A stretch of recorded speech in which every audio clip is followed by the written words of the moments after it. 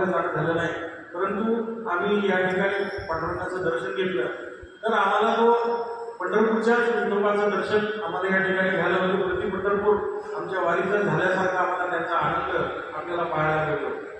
आणि हे सगळं करत असताना आपण ज्या सुविधा भाविकांना उपलब्ध करून दिल्या आहेत त्याच्यामध्ये भाविकांना बस स्टँडवरची काही खेडेगावातून किंवा बाहेरगावची मंडळी आपल्या पुसद शहरामध्ये उतरतात तर त्यांना या आपल्या मंदिराच्या परिसरामध्ये आणण्यासाठी आपण वाहनांची व्यवस्था केलेली आहे।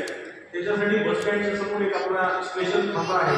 त्या ठिकाणी आलेले भाविक बाहेरगावून आलेले किंवा ज्यांनाही आपल्या या संस्थांपर्यंत यायचं असेल त्या भाविकांना घेऊन तिथून ती वाहनं आपल्या या परिसरात येतात आणि इथून ज्यांचं दर्शन झालं त्यांना घेऊन पुन्हा बस स्टँडपर्यंत आपण नेऊन सोडतो। ही मोफत आपण भाविकांना ने करण्याची व्यवस्था आपण याच्यामध्ये केलेली आहे। यासोबतच खूप मोठ्या संख्येने भाविकांच्या दर्शनासाठी रिंग असते, ओढ असते आणि म्हणून त्यांच्या वाहनांची पार्किंगची व्यवस्था सुद्धा करण्याची व्यवस्था आपण या ठिकाणी केलेली आहे।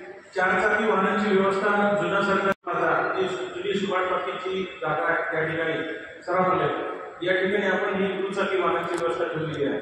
तसेच जे भाविक संस्थांमध्ये दर्शनाला येतात विठुरायाच्या त्यांच्या चपला आणि बूट ठेवण्याची मोफत चप्पल स्टँडची भव्य व्यवस्था आपण पुसरी चौकामध्ये ठेवलेली आहे। संस्थांमध्ये पांडुरंगाच्या दर्शनाला येण्यासाठी गणेशोत्सव महोत्सव यावर्षी 6 जुलै रविवार या दिवशी संपन्न होत आहे। जवळपास 1600 सेवेकरी या दिवसाच्या उत्सवाला आपली सेवा देणार आहेत। आणि श्री ज्ञानेश्वर संस्थान पुसद येथे भव्य आषाढी एकादशी यात्रा महोत्सव निमित्त दरवर्षीप्रमाणे प्रति पंढरपूर यात्रा आपल्या पुसदमध्ये भरते व त्याचे नियोजन ज्ञानेश्वर संस्थानचे अध्यक्ष बिपिन भाऊ चिदरवार करतात व त्यांनी यावेळेस पत्रकार परिषदेमध्ये पूर्ण आयोजनाची माहिती सखोलपणे दिली।